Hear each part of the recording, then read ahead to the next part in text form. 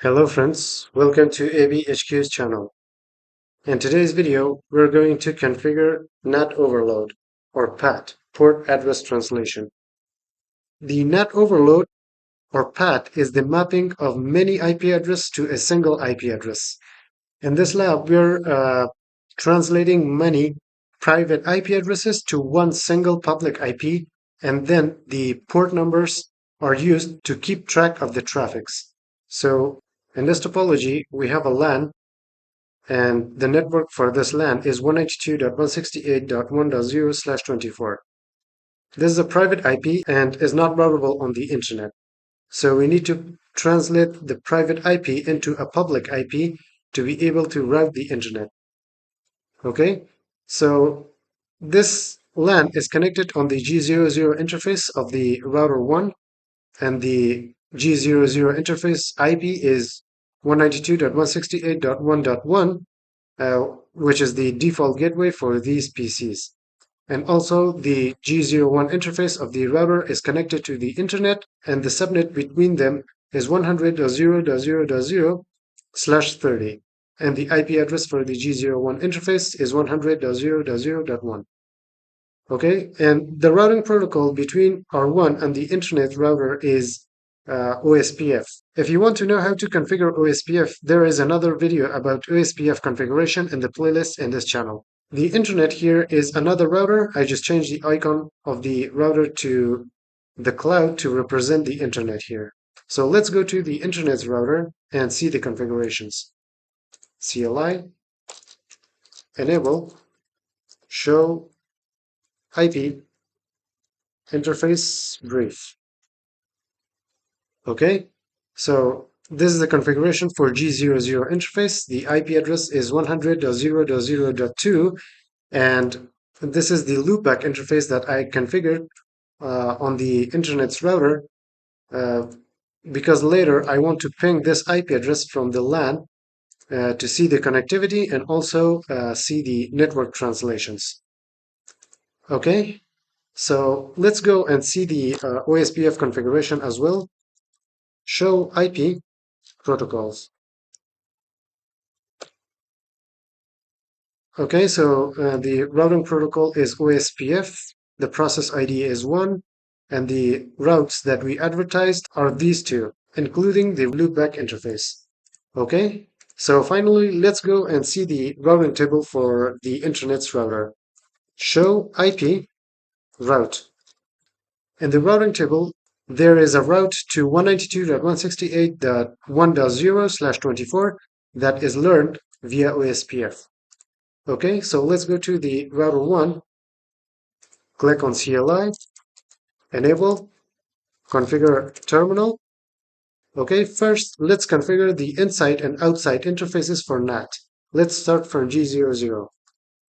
Interface G00, IP NAT inside. Okay, let's type exit. Interface G01, IP NAT outside. Exit. Okay, so now that the inside and outside interfaces are configured for NAT, next let's configure an access list to permit the private IP to be translated by NAT on R1. Okay, so let's configure access list, IP, access list, standard, and then the name of the access list, private -IP. Let's hit enter and let's permit 192.168.1.0 and the wildcard mask 0.0.0.255. Let's hit enter and exit. Okay, so this access list allows the private IP for LAN to be translated by NAT. Let's configure NAT Overload or PAT now. IP NAT inside source list, the name of the access list, private -IP, and interface, the interface that is connected to the internet. In this case, it is G01. G01, and finally, overload.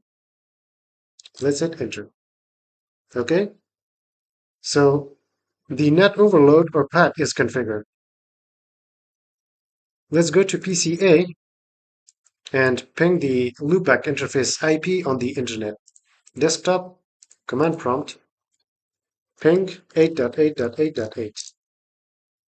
Okay, it's reachable. Let's ping from PCB. Desktop command prompt ping 8.8.8.8.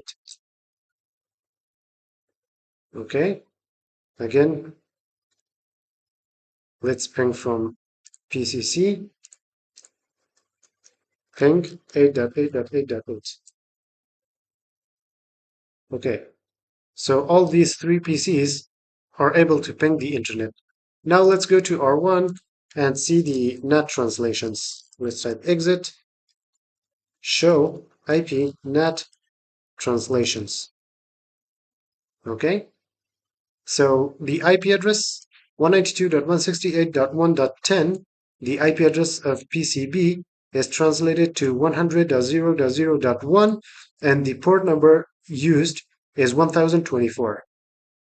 And also the IP address 192.168.1.9, the IP address of PCC is translated again to 100.0.0.1, the IP address of G01 interface of the router, and port number is 1028. And finally, the IP address 192.168.1.11, the IP address of PCA is translated to 100.0.0.1, and the port number is 1. Okay, so this was all for NAT overload configuration in this video. If you enjoyed the video, please like the video and subscribe to the channel. Thank you for watching, and I'll be seeing you in the next video.